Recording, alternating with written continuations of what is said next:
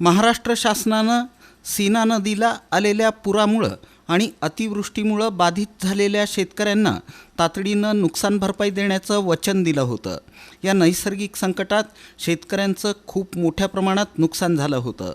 उभ्या पिकांवर 15 ते 20 फूट इतकं पाणी होतं। पाण्यामध्ये जनावरं वाहून गेली होती।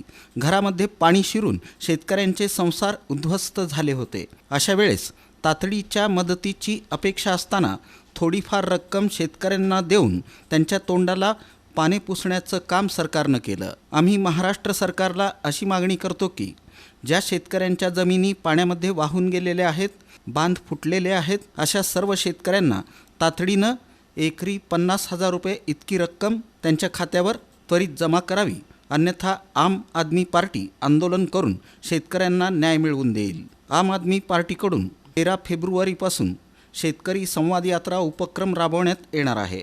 सीना नदीलगतची गावे शेतकऱ्यांची दुरवस्था समजून घेऊन आंदोलनाचे वेगवेगळे टप्पे हाती घेण्यात येणार आहेत। आम आदमी पार्टीच्या पंजाब सरकारनं एकरी रक्कम रुपये 20,000 शेतकऱ्यांना दिली आहे। जनावरे दगावलेल्या शेतकऱ्यांच्या खात्यात 50,000 रुपये जमा केले।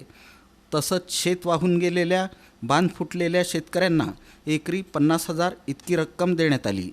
या धर्तीवर महाराष्ट्र सरकारनं मदत करण्याची गरज आहे, असं आम आदमी पार्टीचे प्रदेश संघटन मंत्री ॲडव्होकेट सागर पाटील यांनी पत्रकार परिषदेत सांगितलं। पिकांमध्ये 20-20 फूट पाणी होतं। शेतकऱ्यांचे जनावर हे वाहून गेले होते।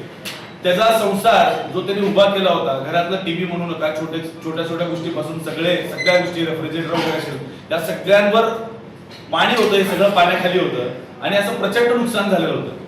तर आत्ताचं सरकार यांच्या तोंडाला पाणी पुसायचं काम करत आहे। अजून देखील ज्या शेतकऱ्यांचे शेत वाहून गेलेले आहेत त्याचे पैसे त्यांच्या अकाउंटवर जमा झालेले नाही।